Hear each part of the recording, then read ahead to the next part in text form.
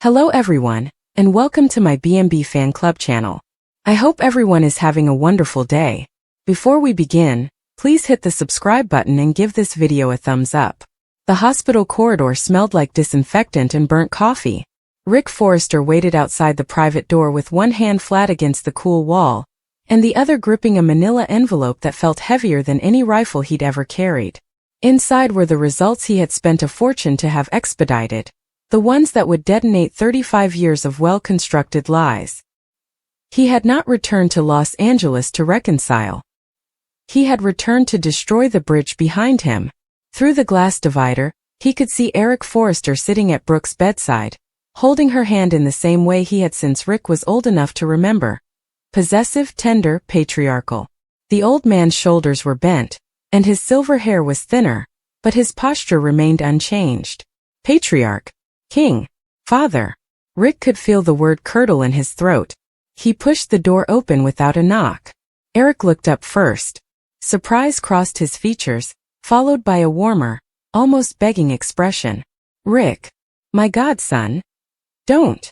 Rick's voice rang through the room like a broken cable. Brooke stirred beneath the pristine white sheets. Don't call me that.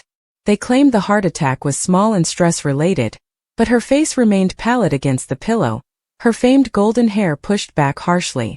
Her eyes, those Logan eyes that had sparked conflicts inside the Forrester mansion, widened when she spotted him. Rick, she said softly, stretching out a shaking hand. You came. He disregarded it. His gaze remained fixed on Eric. I need to speak to you. He addressed the man he had always known as father. Alone. Eric hesitated and looked at Brooke. She gave the tiniest nod. The type that only decades of shared secrets can bring.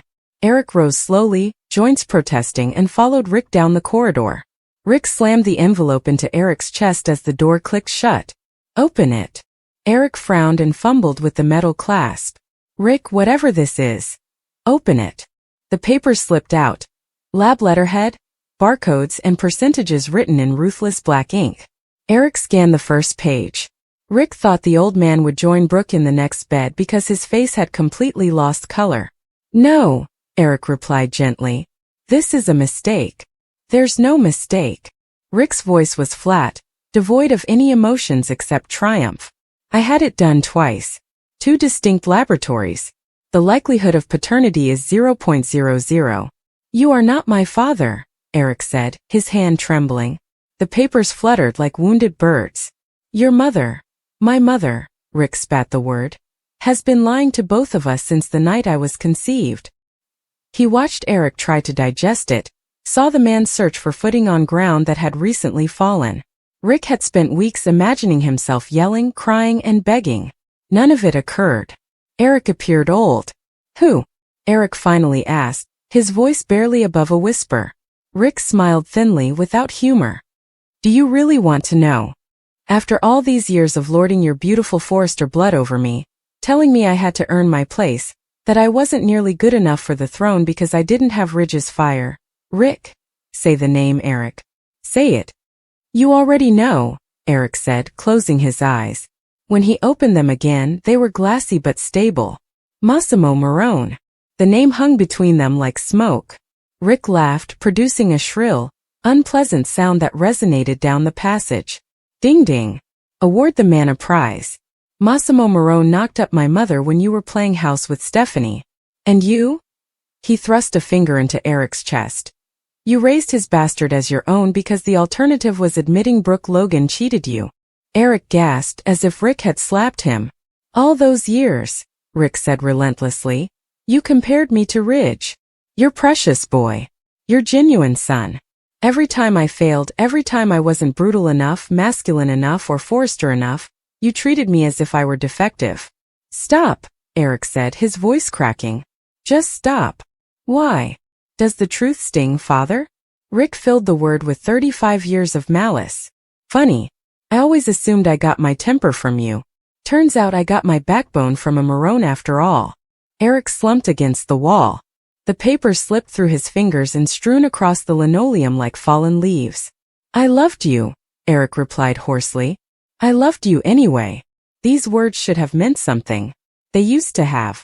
Rick felt them bounce off the armor he had spent months crafting. Yeah, well, he continued. Love wasn't enough to keep you from treating me like a disappointment all my life, was it? A nurse rounded the corner, took one glance at the two men and the documents on the floor, and then continued walking. Eric knelt to gather them, his hands shaking. Is Brooke aware you have this? Brooke knows everything, Rick replied. She has known since before I was born. She simply chose to let you believe the falsehood because a Forrester heir was more valuable than the truth. Eric stood, clutching the papers to his breast like a shield. Rick, what do you want? The query was so insignificant, so defeated, that it nearly derailed him. Almost. I want what's mine, Rick stated. I want the 20% of Forrester Creations that you gave Ridge when you thought he was the only son capable of carrying the company. I want the CEO position that you keep dangling just out of reach. I want you to look at the board and say the truth. And then I want you to see while a Marone preserves your legacy after all. Eric looked at him for a long time. What if I refuse? Rick leaned forward till they were just inches apart. Then I go public. Page 6. TMZ, every fashion blog from here to Milan.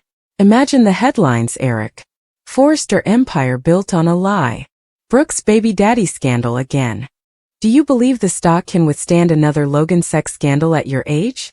Eric's jaw worked silently. Or, Rick said softly, almost gently, you can give me what I should have had all along. Your blessing. You share. Your apologies. And we maintain this within the family. Your choice. He took a step back, allowing the silence to spread. Eric gazed down at the paternity test in his hands before returning his attention to the son he had raised who was not his son at all. You want my apologies? Eric inquired at last. Rick waited. Eric's shoulders slumped. I'm sorry, he muttered, his words sounding like they were dragged across broken glass. I'm sorry I ever made you feel like you had to prove yourself to me. That wasn't enough. It was way too late. But there was something. Rick nodded once. It is Monday morning. 9 a.m. Call the board. Inform them that Rick Forrester is taking over as CEO. And then you can retire to your estate and paint your little watercolors, or whatever it is you want to do when you're no longer playing God. He turned to leave. Rick. He hesitated and did not glance back. I did love you, Eric told his receding back. Rick continued going. That part was never a lie. Brooke was sitting up in her room wide-eyed and terrified. She knew. Of course she knew. Mothers always know when the time comes. He stood at the foot of her bed and gazed at her in a way he had never allowed himself to before, free of the fog of devotion and the desire for her acceptance. You could have told me, he remarked calmly. Tears filled her eyes. I was 25 years old, Rick. I felt afraid. Eric had just taken me back after Ridge and Massimo. He was married and dangerous. Stop. He raised his hand. I do not want your excuses. I only want you to comprehend something. You will no longer be able to play the victim starting today. You don't get to cry as everyone rushes to dry your tears. You made your choice. Now you live with them. Rick, please. No, he interrupted her again. You can't just say Rick, please, and get out of this one. You told me that blood isn't important, remember? You screamed at Stephanie 1,000 times. Destiny, not DNA. So congratulations, mother. You were correct. Blood doesn't matter. Because the moment I walk out of this hospital, I no longer identify as a Forrester. He saw the full weight of what she was losing. Her mouth opened and closed. There was no sound coming out.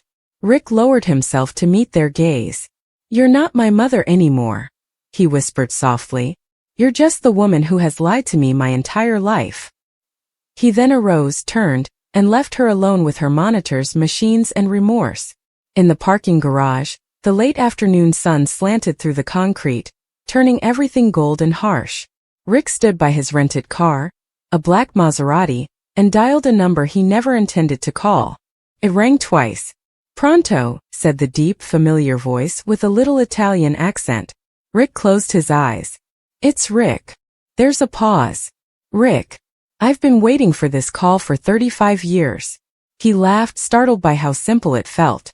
Then you'll be happy to know I finally have something to say to my real father. Massimo Marone responded with a warm, rich chuckle that was devoid of guilt. "Come home, son," he called. "We have a lot to talk about." Rick climbed into the driver's seat, the engine purring to life beneath him like a predator awakening. "I'm already on my way," he responded before hanging up. Rick Forrester smiled in his rearview mirror as he drove out of the garage and onto Wilshire Boulevard, the city sprawling before him like a kingdom ready to be claimed. For the first time in his life, the man staring back at him wasn't pretending to be someone else's son. He was exactly who he was supposed to be. And Los Angeles had no idea what to expect. Harrison Gray sat on the edge of his bed, white-knuckled fists gripped tightly in his lap. The early morning light filtered through the curtains, casting small shafts of gold across his pallid face, but it provided no consolation. He'd returned home last night to a simple message on his phone from the woman he loved. "Marina? We need to talk. I know everything." He had attempted to contact her, but she had turned off her phone. The quiet had crushed down on him like a vice. He rose and walked slowly to the window, gazing out at the city skyline, which appeared unconcerned by his anguish. The murmur of traffic, the distant roar of a jet, life continued. But for Harrison, everything had stopped. 6 weeks ago, everything seemed normal. Harrison, the CEO of Gray Tech and heir to his father, Samuel Gray's legacy, had returned from a business trip overseas feeling rejuvenated. He greeted his father's housekeeper with a dismissive wave, then sat in the family dining room and laughed with him over old jokes. There'd been talk about the imminent introduction of a next-generation product line, and his father had been proud, resting a hefty hand on his shoulder and saying, "You're ready, son." But tonight nothing felt real. Questions raced through his mind. What had Marina discovered? What exactly did everything mean? He shook his head as he exited the window, his feet dragging across the smooth wooden floor. Despite the fact that the fire had gone out, the fireplace in the living room cast a lovely glow. Harrison recalls lighting it last night during his nocturnal wanderings. He sat down on the sofa, leaned forward, and put his elbows against his knees. The memories came back. Marina's shaky voice as she addressed him. "Why were you in the hospital archives last week? Why did you leave your phone in the clinic? And who is the woman in the photo you attempted to delete?" Harrison froze. At first he stammered, I don't know what you're talking about." But she persisted and handed him the photograph. A smiling young woman with undeniably recognizable features, standing beside Harrison's father Samuel Gray. The caption on the back simply said, "Samuel and Isabel, 1982. His heart had pounded. He recognized the woman's eyes, which had the same delicate arch of brow and chin shape as Marina's. He thought, that's not possible. He pushed down his panic and attempted to rationalize. Perhaps it was a friend of his father. But Marina's following words pierced through him. "She is your mother. And he's not." Harrison's mind raced. He snatched the snapshot. "What are you talking about?" he asked, his voice cracking. Marina looked aside, tears in her eyes. She spoke softly. "We discovered DNA records. Hospital files. I apologize. Your biological father died when you were quite little. Samuel had adopted you, but he knew. He knew but concealed it from you." The room whirled. Harrison grabbed the photo and hurled it onto the sofa. "You're lying," he replied. "You're insane." But the sight in Marina's eyes assured him she wasn't. She handed him a folder containing hospital discharge documents with the name, Isabel Parker, and a hospital chart displaying a birth registration. Harrison's breathing became shallow. He tried reading it. His vision clouded. His father had always informed him that he was Samuel's biological son. Always. Throughout his life. The boarding school excursions, exclusive private tutors, and inheritance discussions all felt based on trust. And now the foundation has fallen. He approached his father the following morning. In the elegant study, Samuel Gray appeared older than Harrison had ever seen him. The steel gray hair that had once shone silver now hung limp. His eyes appeared hollow. Samuel motioned Harrison to sit. Harrison stayed standing, fists clenched. "Dad," he stated, "Marina showed me the documents. She says you aren't my father. That she found proof." Samuel listened and nodded once. He massaged his temples.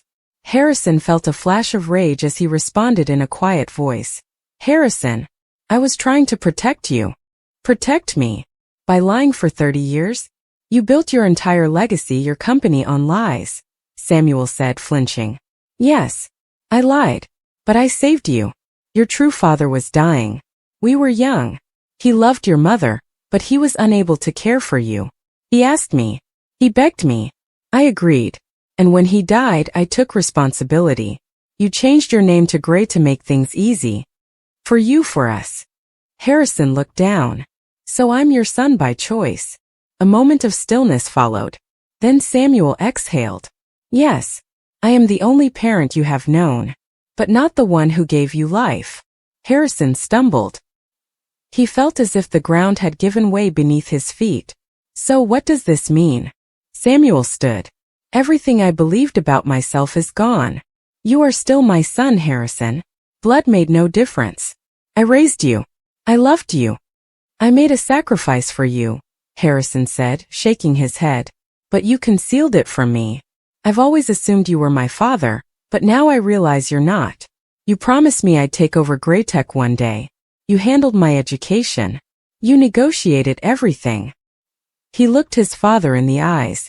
Was it because I was your biological child? Or did you feel guilty? Samuel closed his eyes. Make me proud, son. Harrison swallowed. He walked out, down the marble entryway into the fresh morning air.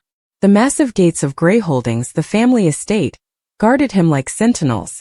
He wondered, who am I? Not only is his name called into doubt, but so is his identity, legacy, and purpose.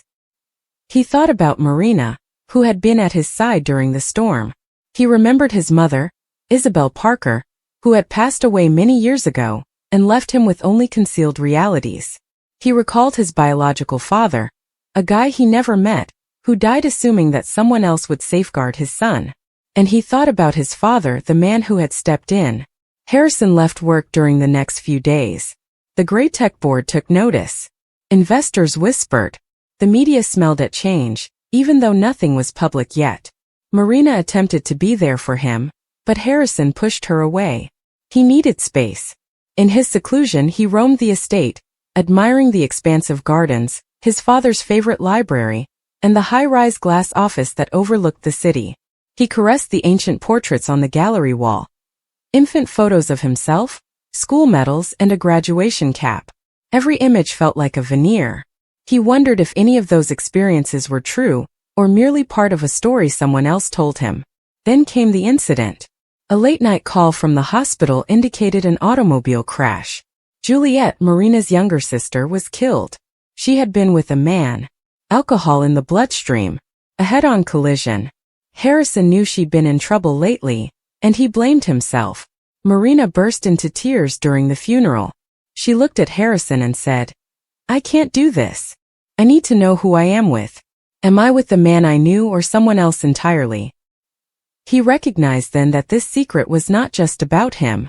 It affected everyone around him. In the days that followed, Harrison reached a decision. He would reveal every truth. He would look through hospital records, question personnel, locate down Isabel Parker's relatives, and learn everything he could about his biological father. In 1982, he discovered that Isabel worked as a nurse at Parker Medical Center.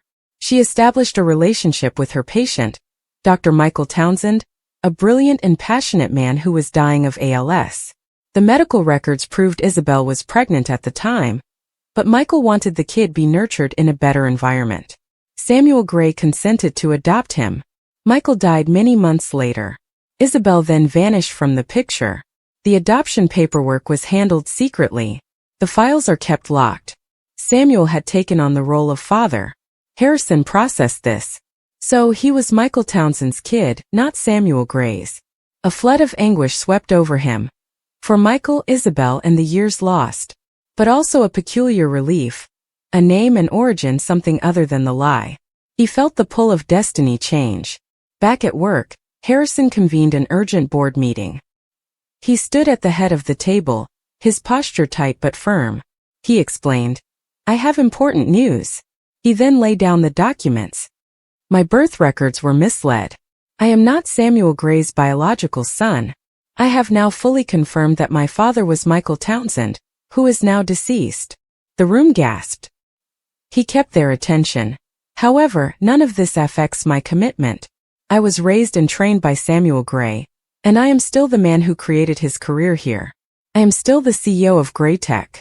The legacy persists, but it now has a new name, a deeper truth. I will honor both men, my father who gave me life, and the guy who reared me. His declaration shocked the firm, the press, and the family. Some board members are concerned about the stock market's collapse. The media speculated about inheritance concerns. Rival corporations smelled weakness.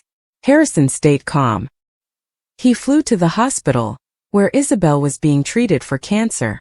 He said he'd forgiven her for keeping the secret. She cried and apologized. He visited with elders from the Townsend family. They welcomed him and showed him to an inheritance he had no idea he possessed, the Townsend Foundation for Medical Research, which Michael had sponsored. Harrison decided to start a new venture called Gray Townsend Alliance, which combines Gray Tech innovation and Townsend philanthropy. In naming it, he honored both legacies. Meanwhile, his friendship with Marina improved. She came to accept his reality. They went together to Parker Medical Center, where he placed a memorial plaque for Michael Townsend. He sat in his father Samuel's office one day. They stared at the photograph of young Harrison and Samuel like they had done before. Harrison said, "Dad, you are my father. You taught me everything important." Samuel nodded, his eyes welling up with tears. "And you are my son. In every way that counts."